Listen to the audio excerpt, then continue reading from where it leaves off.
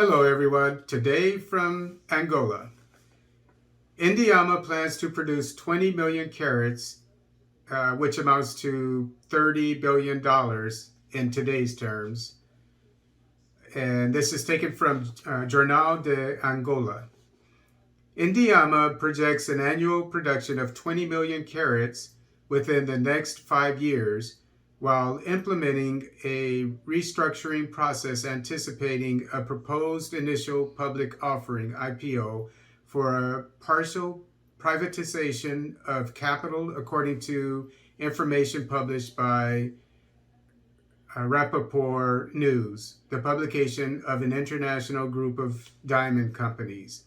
Quote, "We are working so that Endiama is exclusively dedicating to its mining core business with ongoing discussions to privatize part of the company," unquote, said the chairman of the company's board of directors, Ganga Jr., in an interview with Rappaport News during the Angola International Diamond Conference in Sao Remo last week.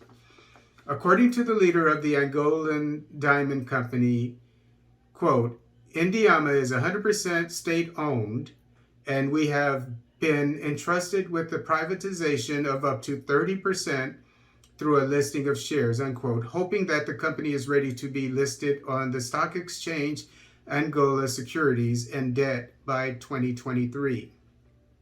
Right now, it is working to add the right assets to its portfolio in order to maximize their value.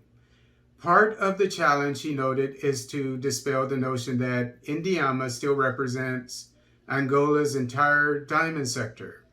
The company has already been responsible for the entire spectrum of the sector, including issuing licenses and concessions, exploration, production, and marketing.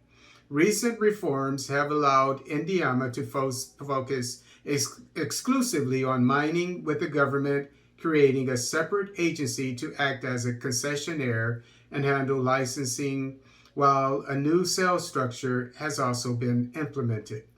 Miners are expected to sell 20% of production to Sodiam, the rough diamond trading company, and another 20%, Sodiam belongs to the Angolan government as well, and another 20% to domestic cutters, leaving the remaining 60% available for sales in the broader market.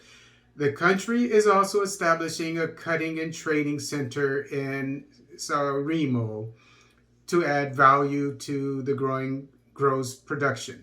Endiama is looking for investors for mining projects, which include $200 million for the Luaxe mine, which is due to start production next year, requires $250 million for the development of the Sangamina kimberlite, and $30 million for the project Luachimba alluvial, said Endiama's Geology and Mining Development Administrator Ana Maria Ferreira, cited by the publication. According to the source, Endiama's businesses are attracting interest.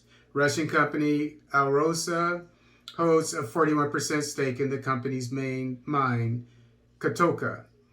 In October, Rio Tinto has agreed to acquire a 75% Chiri exploration program in a, quote, joint venture, unquote, with Endiama. The National Diamond also is negotiating a partnership with De Beers, providing sign an agreement next year, said Ganga Jr. Quote, "We need to have good operators with a good reputation because their presence means the implementation of best practices," unquote, he emphasized. While these exploration deals provide a basis for future production, the country has set a target of reaching an annual production of 20 million carats within 5 years, said Ganga Jr. And again, that's making $30 billion a year for just this one company, making $30 billion annually in 5 years. The Luaxe mine wraps of production, adding 1 million carats next year before ramping up production in subsequent years.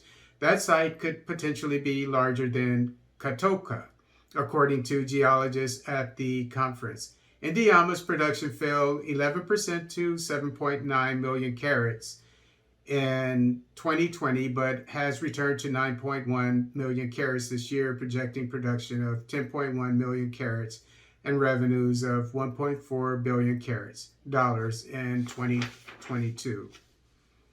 So we wish the government and people of Angola well, and we hope that this increased money from the diamond industry will benefit the average Angolan and will go to the necessary institutions of the Angolan government.